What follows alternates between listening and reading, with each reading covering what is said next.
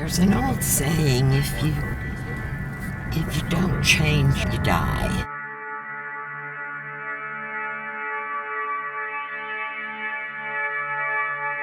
So, life is changing. My husband thinks we ought to buy land 100 miles out from the middle of nowhere, but I tell him, no, I'm too old for that. I don't want to live 100 miles out in the boonies.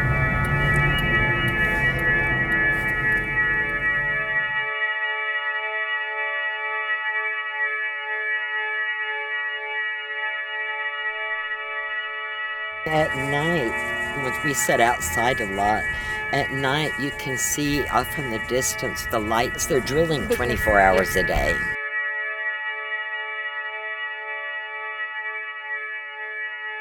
We came to Midland in February of '83 when the first boom was.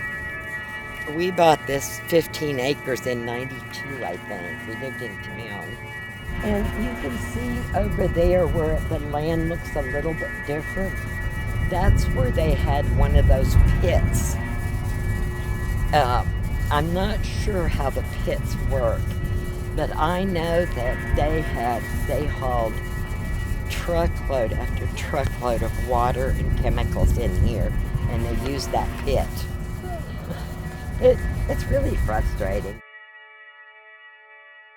My name is Jerry Morales. I'm owner of Gerardo Casita restaurant here in Midland, Texas.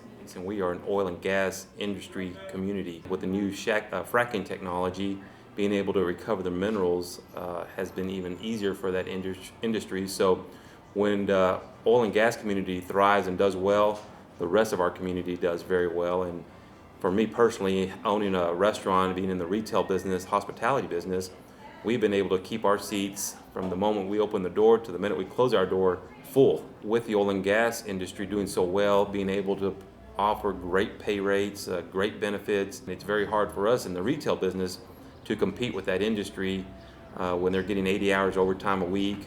You're 22 years old and bringing a $3,000 check home.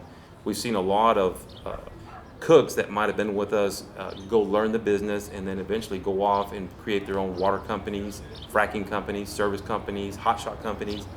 And so now they're becoming independent owners, and we lose that strong workforce that we used to have.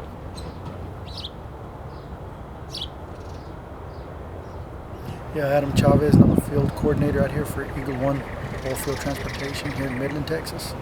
Coming out here, I had my own trucks to begin with, but then the price of diesel was getting up, so I figured, well, let me go see where I can go work, and I heard about the boom fixing to start up. So I came down here and checked it out, and ended up starting off driving a truck. When I got here, I think it was right when it was really kind of starting up again, so it wasn't too bad. You would see I was able to get into this RV park, with my RV. But housing was about, as far as rent on apartments, probably about $150 to $200 cheaper than what it is now. And then just with everything inflating, I've seen that, and traffic's crazy. And now there's RV parks, apartments, hotels going up everywhere, because everybody's trying to get in there when they can. The room rates are going at average $300 a night.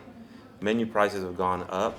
Your gas is up in Midland. So everything has really gone up with a thriving economy. And again, I think the community has accepted that and understands that. For as a business owner, that is really the only way that I could handle paying all that overtime and giving those increase in wages is by raising my menu prices. Now I've got some drivers here, they've got to come up with about almost $2,000 just to get into a place to stay.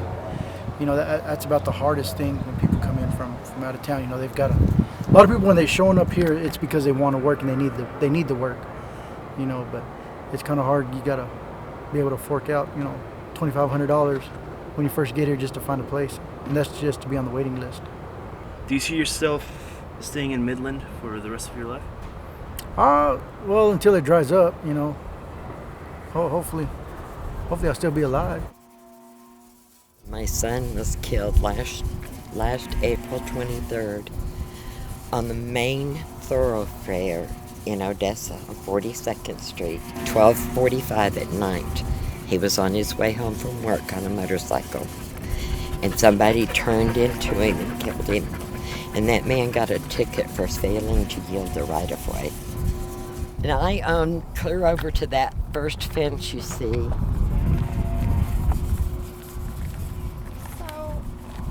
I mean, this is not that far from your house. No, ma'am. So, are you ever worried about like how that's going to affect your well water? Or? Well, yes, but there's nothing you can do about it. And you see, we would like to sell this back 5 acres. It's worth quite a bit of money because it's on a main road. It's prime property. But who wants to buy this 5 acres with a pump jack in their yard? And because of all this, you can see where they put this caliche.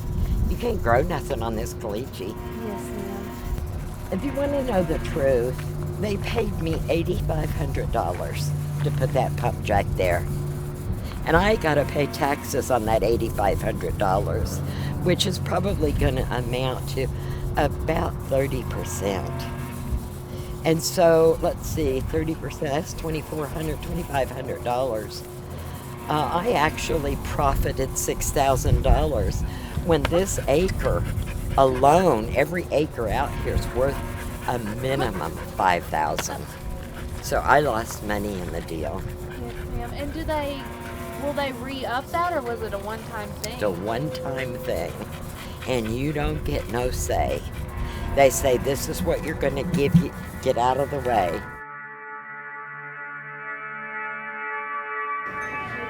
Do you miss the old Midland?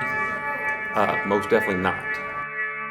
I'm really excited about where Midland is today. I think the economic growth is great for our community. We have a lot of young professionals coming back. We have new people moving in. You've heard about our low unemployment rate. You've heard about our housing issue. Traffic is becoming an issue. But I think that's just all about a growing community. We're not growing so fast that we can't handle it. It took a little while for us to understand it, and it took a little while to see if it was really going to last. And I think we are seeing that it is here probably for another 7 to 10 years for sure. And so after you've adjusted and kind of made those changes in your industry or your business, then it kind of smooths out after a while. I'm probably more bitter than I should be because of having lost my son. And I don't know that it's a fact, but I can't help but think the congestion of traffic here added to that. So he's the only child I had.